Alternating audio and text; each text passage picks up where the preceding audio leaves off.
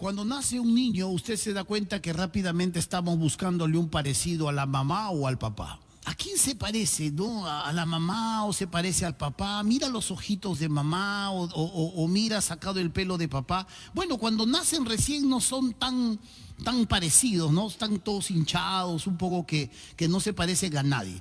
Pero de pronto cuando empiezan ellos a crecer un poquito más, empiezan ellos a desarrollar más sus fisonomías y empiezan a caminar, usted mira, tiene la caminada del abuelo.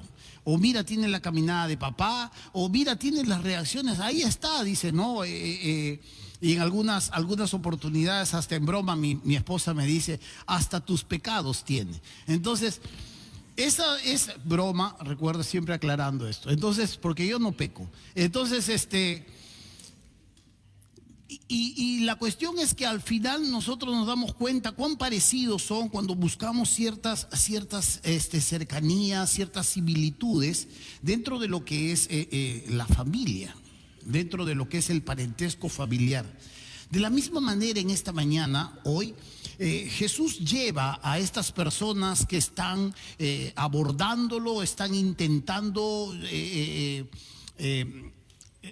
acorralarlo, arrinconarlo dentro de esta discusión que ellos tienen. Jesús los va a llevar a que ellos puedan entender, en base a los parentescos que ellos muestran, en base a las características que ellos están mostrando, que puedan entender la similitud que tiene con uno de los padres.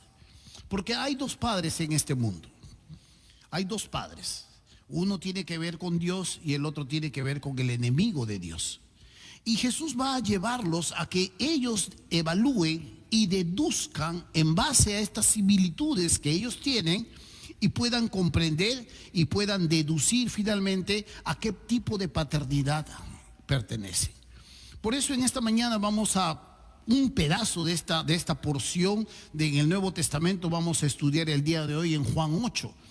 El texto es mucho más grande, pero solo tengo este domingo para predicar, así que lo tenemos que reducir a una porción dentro del gran diálogo que Jesús tiene con estos líderes religiosos.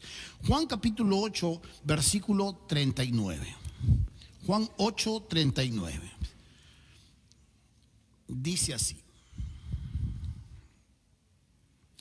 Respondieron y le dijeron, nuestro padre es Abraham. Jesús les dijo, si fueseis hijos de Abraham, las obras de Abraham haríais. Pero ahora procuráis matarme a mí, hombre que os he hablado la verdad, la cual he oído de Dios. No hizo esto Abraham. Quiero que usted procure fijarse en este versículo 40, porque nos va a mostrar un poco la similitud que ellos tienen con uno de sus padres. Jesús les dice, pero ahora procuráis matarme a mí, hombre que os he hablado la verdad, la cual he oído de Dios, dice Jesús. No hizo esto Abraham. Vosotros hacéis las obras de vuestro padre, les dice Jesús. Entonces le dijeron, nosotros no somos nacidos de fornicación, un padre tenemos que es Dios. El texto nos obliga a que podamos hacer un alto aquí y explicar este versículo 41, porque ellos aquí, en base a lo que Jesús los está llevando a deducir, le lanzan un derechazo a Jesús directamente al mentón. Aunque no parece, este versículo 41 es una acusación de parte de los líderes religiosos de que Jesús es un hijo ilegítimo. Ellos le dicen, nosotros no somos nacidos de fornicación. Hasta el día de hoy, entre los judíos que no han abrazado la fe en Jesús, siguen sosteniendo que Jesús era un hijo de fornicación. ¿Qué significa esto? Que en algún momento María se metió con un soldado romano y sostuvo una relación sexual secreta, en lo privado, en lo secreto, y de eso es Jesús. José no era su padre, dicen los judíos, y ellos hasta el día de hoy acusan que Jesús es un hijo ilegítimo. Los que nunca han abrazado la fe en Jesús, los que conservan su fe judaica, rechazan a Cristo y lo reducen simplemente que Él es un hijo de fornicación. En este mismo versículo 41 estamos dándonos cuenta que esto ya era una murmuración en los tiempos de Jesús. Y aquí los líderes religiosos, en base a lo que Jesús les está hablando de su filiación, ellos le lanzan un derechazo y le dicen: más bien tú eres un hijo ilegítimo, tú eres un hijo, un bastardo, tú eres un hijo de fornicación. Jesús no va a hacer caso a esto que le están dando, no se va a distraer con pequeñeces y Él va a proseguir hablando. Versículo 42. Entonces, Jesús entonces les dijo: si vuestro Padre fuese Dios, ciertamente me amaríais, porque yo de Dios he salido y he venido, pues no he venido de mí mismo, sino que Él me envió. ¿Por qué no entendéis mi lenguaje? Porque no podéis escuchar mi palabra. Vosotros sois de vuestro padre el diablo, y los deseos de vuestro padre queréis hacer. Él ha sido homicida desde el principio y no ha permanecido en la verdad, porque no hay verdad en él. Cuando habla mentira, de suyo habla, porque es mentiroso y padre de mentira. Y a mí, porque digo la verdad, no me creéis. ¿Quién de vosotros me redarguye de pecado o me acusa de pecado? Pues si digo la verdad, ¿por qué vosotros no me creéis? Y finalmente termina deduciendo aquí Jesús: el que es de Dios, las palabras de Dios oye. Por esto no las oís vosotros, porque no sois de Dios. Simple. La conversación todavía continúa, viene desde mucho más abajo, pero en esta porción Jesús cierra este diálogo hablándoles acerca de la paternidad que ellos tienen. Ellos sostienen desde muy temprano, desde siglos atrás, que el padre espiritual de ellos es Abraham. Están confiados en que el padre de la fe, aquel que de pronto recibe la voz de Dios siglos atrás, muchos siglos atrás, 2000 años atrás, en nuestro tiempo sería 4000 años atrás, escucha la voz de Dios en Ur de Caldea. Dios lo saca de su adoración que él tenía a demonios, a ídolos, deja estas prácticas y sale con Dios, obedece a Dios, escucha su voz y sale sin saber hacia dónde iba, vive como un morador en tiendas, en campamentos, armando, yendo por aquí y por allá, porque Dios le promete una tierra, le promete una descendencia que va a ser tan numerosa como las arenas del desierto, las arenas que están en las orillas del mar. Y es importante que Abraham le crea a Dios. Este es el padre espiritual al que muchos de nosotros también pertenecemos. Con él se inicia esta fe en el Mesías venidero. Y Abraham de la misma manera es un padre espiritual de los judíos, porque también ellos estaban esperando de alguna manera a este Mesías. La contradicción es que cuando este Mesías llega a sus vidas, ellos no le reconocen. Ellos no le reconocen. Esa es la paradoja, o esa es la contradicción en la historia. Nosotros lo reconocemos, lo hemos escuchado y hemos terminado creyendo en Él, y se ha vuelto nuestro Señor y Salvador. Pero la historia nos muestra claramente algunas verdades muy claras que el texto nos dice. Una de las primeras verdades es que puedes creer en Dios, puedes tener una religión y no tener a Dios. Esta primera verdad es que tú puedes tener una religión, pero no tener a Dios. ¿Por qué le digo? Porque en el versículo 39 Jesús condiciona lo que ellos están diciendo. Versículo 39, ellos dicen: respondieron y le dijeron: nuestro padre es Abraham. Jesús les dijo: si fueseis hijos de Abraham, las obras de Abraham haríais. Si fueseis hijos de Abraham, las obras de Abraham haríais. ¿Cuáles eran las obras de Abraham? Abraham le creyó a Dios, Abraham recibió la palabra de Dios, Abraham obedeció la voz de Dios y salió hacia donde Dios lo estaba guiando. Pero cuando uno mira en el versículo 40, ellos no están haciendo las obras de Abraham. Dice el versículo 40, pero ahora procuráis matarme, a mí, hombre que les he hablado la verdad, la cual he oído de Dios. No hizo esto vuestro padre Abraham. Esto no lo hizo Abraham. Y es importante ver este contraste que Jesús les hace ver. Sencillo. No tenemos que profundizar mucho para deducir lo que Jesús los está llevando a ver. Tú puedes decir, yo creo en Dios. Puedes decir, sí, yo sé que Dios existe, pero no tener a Dios en tu vida. Todos de alguna manera creen en Dios. ¿Sabes por qué? No porque seamos religiosos, sino porque cuando Dios creó al ser humano, instaló, y usemos un término mucho más moderno, instaló un chip que buscase el hombre a su creador. Simple. Esa es la historia. Cuando Dios creó al hombre, dice la Biblia que instaló la eternidad en su corazón para buscar a su creador. Pero cuando el creador cae, la creación cae, la criatura cae, esa búsqueda se distorsiona. Por eso puede adorar a un burro, por eso puede adorar al dinero, por eso puede adorar la fama, por eso se puede adorar a sí mismo. Por eso puede adorar a una vaca, aunque se está muriendo de hambre, cree que es su Dios. Por eso puede adorar a un pedazo de madera, pensando que es su Dios, que le escucha y que le responde. ¿Por qué? Porque de alguna forma ese chip se deterioró por el pecado. Esa eternidad se echó a perder. Y el hombre sí es religioso. Aunque diga que es ateo, mándale un terremoto, vas a ver cómo dice, ya Diosito, por favor, para esto.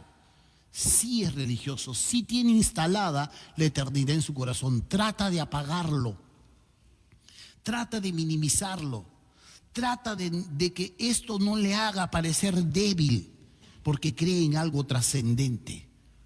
Pero es importante entender esto. Jesús les dice, así que si tu padre es Abraham, tú harías las obras de Abraham. Simple, simple. Si tú eres hincha de un equipo, tú vas a celebrar los goles de ese equipo. Tú no dices, yo soy hincha de ese equipo y te alegras por el otro equipo y mientras tu equipo va perdiendo. No, eso es inaudito, inaudito. Jesús los lleva claramente a entender esta verdad. Si ustedes dicen que su padre es Abraham, las obras de Abraham haría. ¿Qué hizo Abraham? Le creyó a Dios cuando le habló. Le recibió la palabra cuando Dios le enseñó. Obedeció a Dios y salió con Dios hacia donde Dios lo estaba guiando. Pero ellos más bien en este momento estaban intentando matarlo. Ya estaban confabulando. Nos estamos acercando en los evangelios a la confabulación donde ellos ya no lo soportan. Le tienen envidia, lo quieren matar, lo quieren raer de la tierra. Es un estorbo. Se les está acabando su influencia con el pueblo. Él les está llevando al pueblo, se los está quitando, los está dejando mal porque los muestra claramente, porque dicen ellos pero no hacen. Y los muestra públicamente como unos hipócritas. Y están perdiendo su influencia, están perdiendo su poder, están perdiendo su manipulación. Y el Cristo está de alguna manera llevándose al pueblo, aunque mucho de ese pueblo estaba siguiéndole solamente por comida, por curiosidad o porque le salen uno que otro enfermito. Pero esto en la mente de ellos era ya inadmisible. Así que yo te puedo decir una cosa. Tú no puedes descansar en una identidad religiosa. Tú no puedes decir, yo creo en Dios y no hace falta ir a la iglesia. Tú no puedes decir, yo soy una persona que he ido con mi abuelito todas las veces, o de vez en cuando acompaño a mis padres a la iglesia. Yo creo en Dios. Puedes acompañarles, pero no pertenecer a Dios. Tú puedes decir, mi familia siempre ha sido católica y yo cuando nací a los 3 meses me bautizaron. Está bien, te pueden haber bautizado con el agua bendita que ellos llaman, pero no necesariamente eso asegura que tú le pertenezcas a Dios. Estar en esta sala, cantar las canciones que hemos cantado, hacer las prácticas y leer la Biblia no hace de ti un cristiano. No significa que tú eres un hijo de Dios. Bienvenido todos. Este es el lugar donde el pueblo de Dios se reúne a cantar y a aprender de Dios. Pero eso no asegura que tú le perteneces a Dios. Tienes una religión. ¿Cuál es tu religión?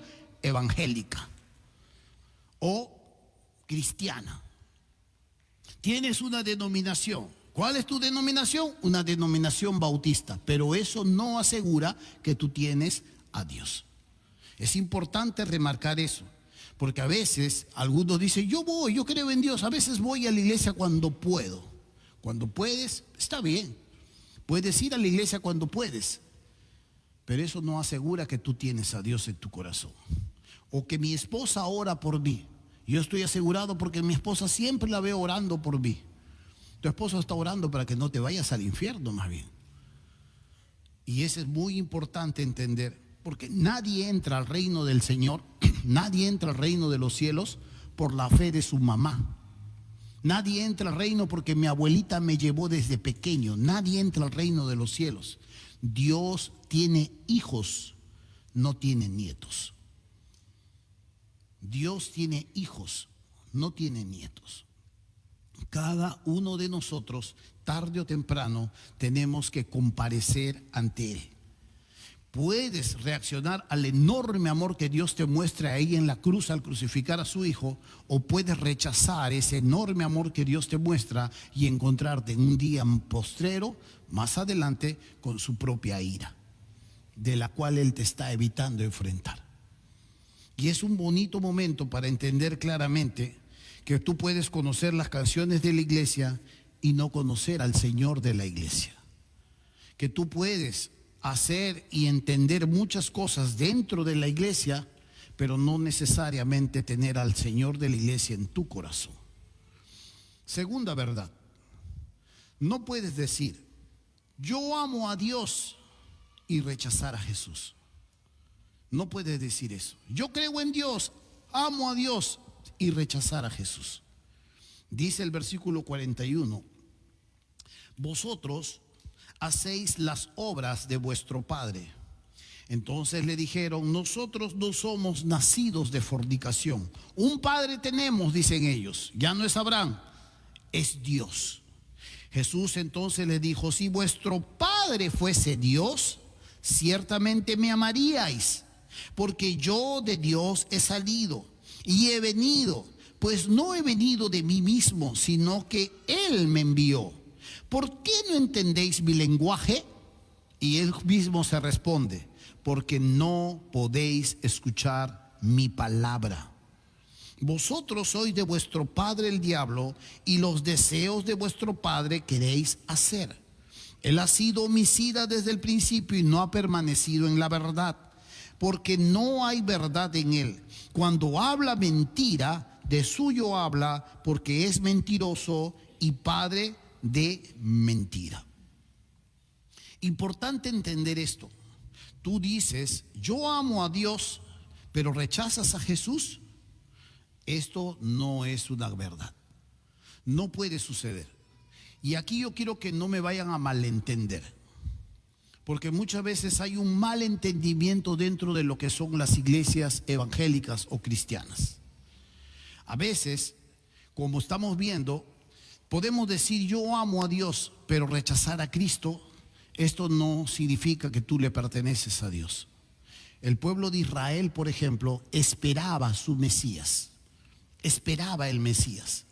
Ellos esperaban, le creyeron a Abraham. Moisés habló de este tiempo también que vendrían. Los profetas hablaban de ese momento que venían. La gente del Antiguo Testamento mira hacia adelante, esperando la llegada del Mesías. Nosotros, la gente del Nuevo Testamento, miramos hacia atrás. Lo que Él vino, lo que Él ya hizo. La cruz queda en medio de la historia. Y ellos en el Antiguo Testamento esperaban ese momento de verlo. Y nosotros anhelamos ahora encontrarnos en algún momento, pero miramos hacia atrás, recordamos lo que dijo, tenemos sus palabras en nuestros corazones. Los judíos, cuando Él se presenta a Jesús, estos líderes religiosos que esperaban su Mesías, ellos lo rechazan, no le creen. Al contrario, Jesús les dice, me procuran matar. Y eso es lo que tenemos que entender.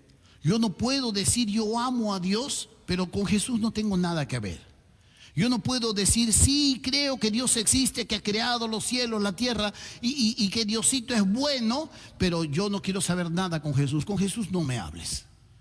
Eso le puede pasar a cualquier nación que dice yo soy un pueblo elegido, pero rechazar a Jesús, definitivamente, así sea un pueblo elegido, simple y llanamente no tiene a Dios. Porque el que no tiene al Hijo, simplemente no tiene al Padre. El Padre envió al Hijo. El Hijo no habla sus propias palabras, habla las palabras que el Padre le enseñó a decir. Y el que rechaza el mensaje del Hijo, rechaza el mensaje del Padre. Simple, es sencillo. No nos podemos hacer muchas bolas. Yo no puedo entonces decir yo amo a Dios, pero cuando me invitan de Cristo, cuando me hablan de Jesús, no, ahí nomás, confundirlo con cualquier otra cosa. Si yo amo a Dios, lo coherente es, muy bien, yo también amo a Cristo. Yo no puedo decir yo creo en Dios, pero no necesito a Cristo. Yo no puedo decir yo tengo mi propia manera de acercarme a Dios. Yo no puedo decir todas las religiones que me hablan me conducen al mismo lugar. O no puedo decir Jesús fue un buen maestro, solo creo en Dios. No es suficiente admirar a Jesús. Estos hombres habían escuchado sus enseñanzas, habían visto sus obras, pero no estaban dispuestos a rendirse a Él. No estaban dispuestos a rendirse a Él. No estaban dispuestos a reconocer en su corazón que Él era el Salvador enviado. Simple y llanamente estos hombres no lo aceptaban porque Jesús no se adecuaba a lo que ellos estaban esperando. Jesús no se adecuaba a lo que ellos anhelaban, lo que ellos querían. Y Jesús no encajaba entonces en su vida. Es importante entender que nosotros no tenemos un Dios que podemos manipular. Es importante entender que el Dios que tú dices creer, no hace falta que tú le prendas una velita o hagas un pacto con Él para que te cumpla una promesa. No es manipulable, no es manejable. No le tienes que ofrecer un sacrificio. No tienes que arrodillarte y caminar encadenado. No necesita eso. El Dios que nosotros hablamos es libre, soberano, puro, amoroso. Y no necesita ni un sacrificio de nosotros para poder acercarnos a Él, sino creer en aquel que Él ha enviado, su Hijo. Y el mensaje es sencillo. Sencillo. Así que tenemos que entender esto. Tercera y última verdad.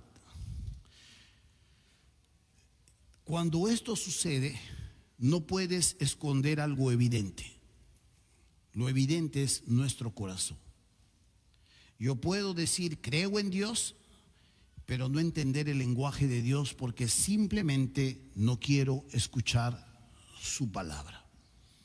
¿Por qué no entendéis mi lenguaje? Les dice en el versículo 43. Porque no podéis escuchar mi palabra. Y Jesús aquí en el versículo 44 no los está insultando. Jesús en el versículo 44 dice: vosotros sois de vuestro padre el diablo, y los deseos de vuestro padre queréis hacer. Él ha sido homicida desde el principio y no ha permanecido en la verdad, porque no hay verdad en él. Cuando habla mentira, de suyo habla, porque es mentiroso y padre de mentira. Jesús pareciere aquí que son palabras muy altas, subidas de tono, pero Jesús no los está insultando. Algunas veces en la plaza de armas escucho a personas que evangelizan y hablan del mensaje de Dios y usan este texto para confrontar a las personas y muchas veces para incomodarlas. Jesús no los está insultando, Jesús les está diagnosticando su verdadera filiación, a quién verdaderamente pertenece. No usa estas palabras o esta verdad para que ellos se sientan mal. Usa esta verdad para que ellos deduzcan finalmente quién es su Padre. Y es importante entender que acá Jesús habla de dos acciones que constantemente hace el diablo. Uno, homicida. Dice, Él ha sido homicida desde el principio. Él ha sido homicida desde el principio. Y lo segundo, mentiroso. En el mismo versículo 44 se encuentran estas dos características que Jesús habla de su enemigo, Satanás. Él ha sido homicida desde el principio y no ha permanecido en la verdad porque no hay verdad en él. Cuando habla mentira, de suyo habla, o sea, es lo propio, porque es mentiroso y padre de mentira. Entonces, este es el lenguaje natural en el diablo.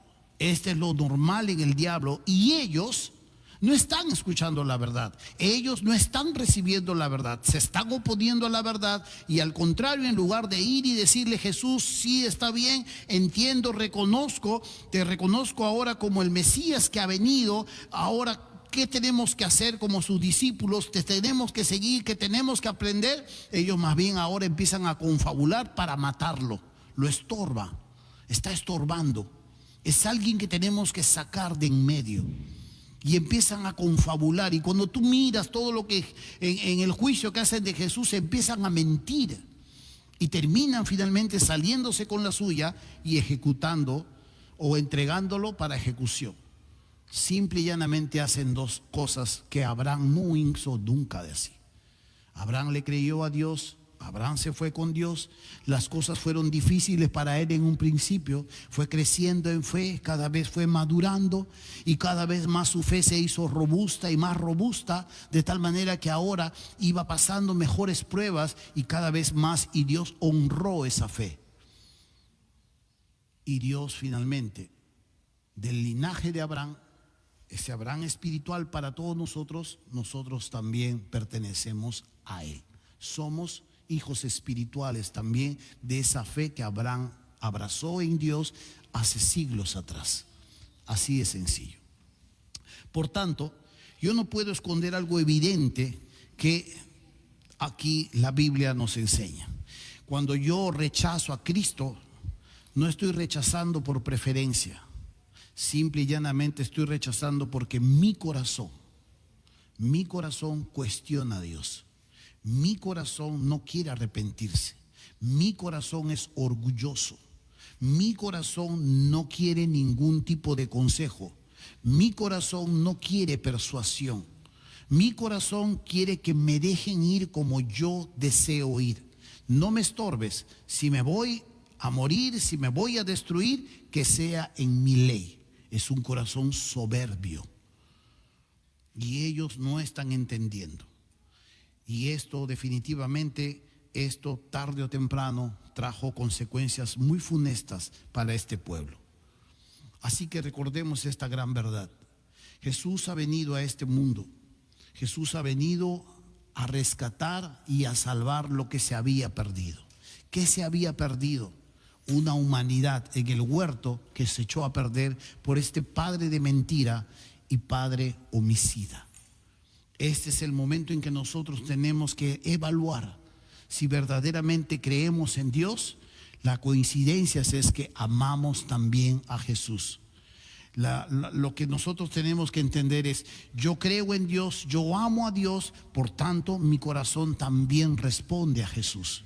Porque Jesús es el que Dios ha enviado a este mundo a rescatarnos, a pagar por nuestros pecados, a pagar por nuestras infamias, a pagar por cada una de las cosas que probablemente te avergüenza. Probablemente hasta alguien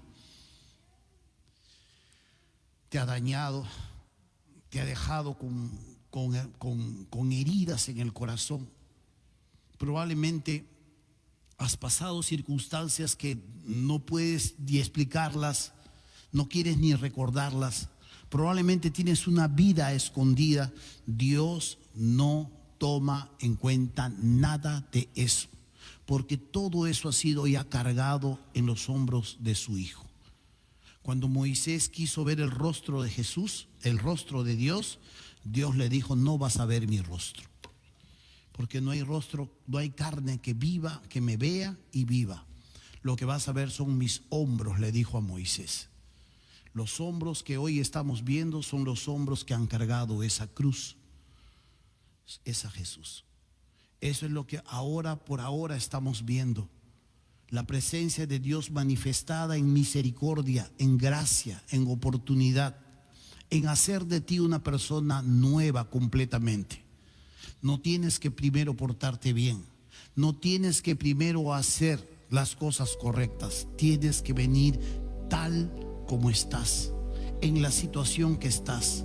Hayas hecho lo que hayas hecho, hayas difamado, hayas herido, hayas hecho lo que tú te imaginas, puedes venir a Jesús y encontrar el perdón de tus pecados.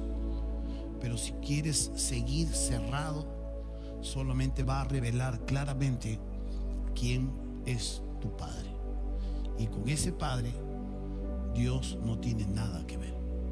Así que te invito en esta mañana a recibir el regalo, y voy a enfatizar ese regalo gratuito. Estoy enfatizando que es el perdón del Señor para nuestros pecados. Recibe el perdón del Señor en tu corazón y como yapa, la vida eterna.